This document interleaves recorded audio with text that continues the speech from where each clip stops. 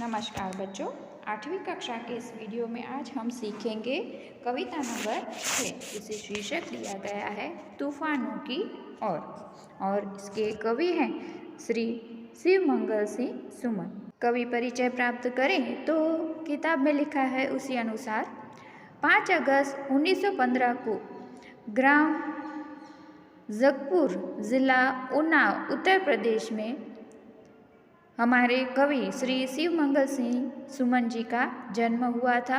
उन्होंने एमए और पीएचडी की शिक्षा प्राप्त की है। उसके बाद 1947 में मिट्टी की बारात पर साहित्य अकादमी तथा 1993 में भारत भारती पुरस्कार से उन्हें सम्मानित भी किया गया है। 1974 में भारत सरकार द्वारा पद्मश्री प्राप्त करने वाले हमारे कवि हिंदी साहित्य के अंदर श्रेष्ठ कवियों की गिनती में आते हैं।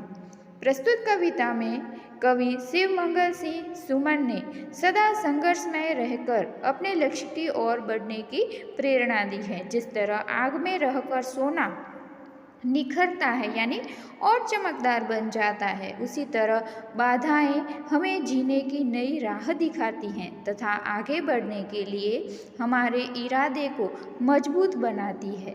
तो इस कविता में धैर्य, गतिशीलता, साहस और संघर्षरत रहना जैसे मूल्य उजागर किए गए हैं।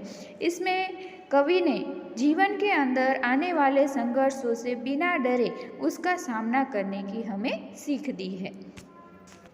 तूफानों की ओर घुमा दो नाविक निज पतवार, तूफानों की ओर घुमा दो, क्या घुमा देना है? हे नाविक, नाविक यानी कि कौन? जो नाव चलाता है वो, और उसे क्या घुमा देना है? अपनी नाव घुमा देनी है। और किस तरह से? जो अपनी पतवार है उसे तुम तूफानों के तरफ घुमा दो। आज सिंधु में विष उगला है, लहरों का यौवन मचला है।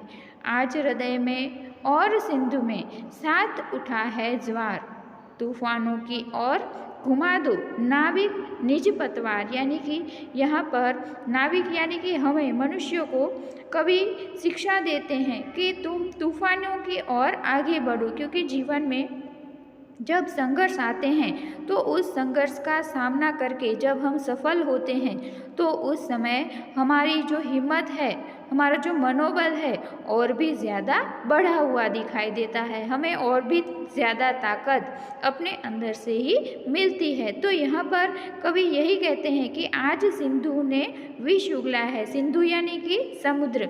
आज समुद्र के अंदर जैसे कोई विष उगला हो और लहरें हैं वो भी मचल रही हैं, और इसे देखकर आज मेरा जो हृदय है उसमें भी सिंधु उठा है, यानी कि उसके अंदर भी कुछ भावनाएं उठी हैं। तो मैं भी इस सिंधु का सामना करना चाहता हूँ, यानी समुद्र के अंदर जो जोर की लहरें आ रही हैं तो उसका मैं भी सामना करूँगा। इस तरह कवि हमें सीख देते हैं कि समुद्र के अंदर जिस तरह लहरें आती हैं, मुसीबतें आती हैं, उसी तरह जीवन में भी मुसीबतें आती हैं, तो उसका सामना भी तुम्हें करना होगा।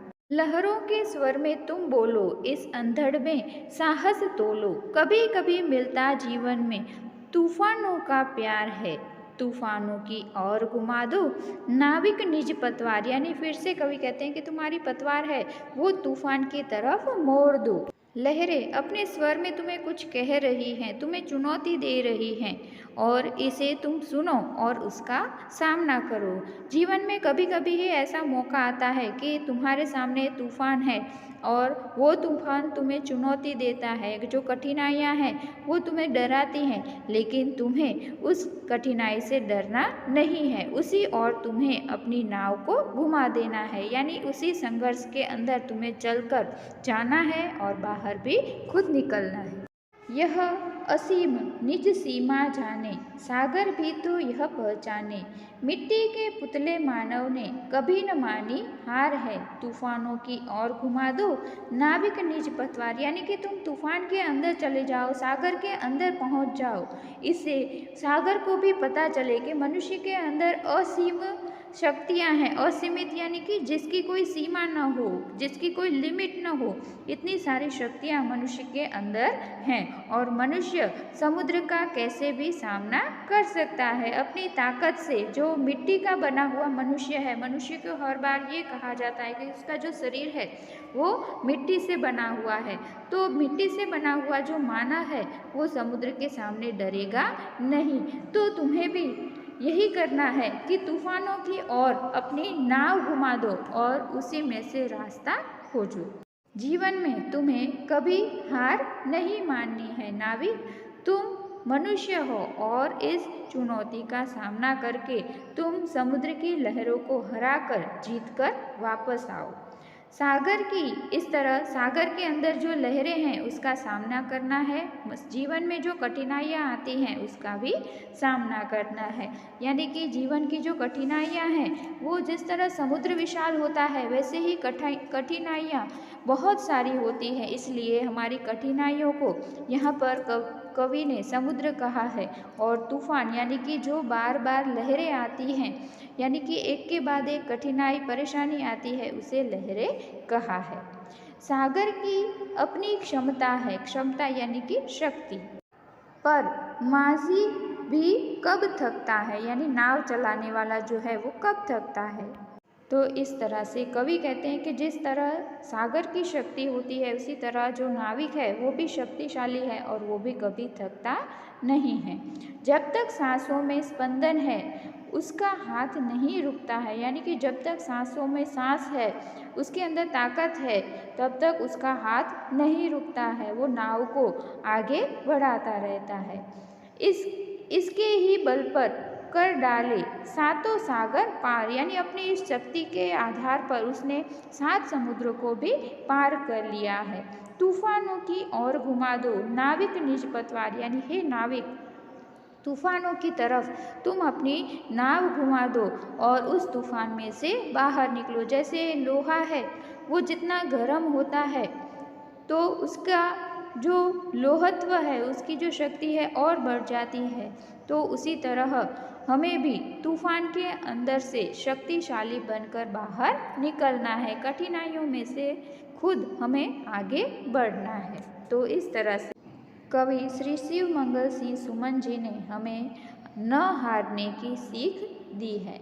चलिए स्वाध्याय की बात करें तो सबसे पहले आप नोटबुक में लिखेंगे शब्दार्थ, उसके बाद पेज नंबर 35 पर कविता है, उसके नीचे विकल्प वाले प्रश्न हैं वो आप लिखेंगे। उसके बाद प्रश्न नंबर 2 है शब्दों का वाक्य में प्रयोग कीजिए, वो लिखना है। प्रश्न नंबर 3 है प्रश्नों के उत्तर लिखिए, वो सारे प्रश्न आप नोटबुक में लिखेंगे।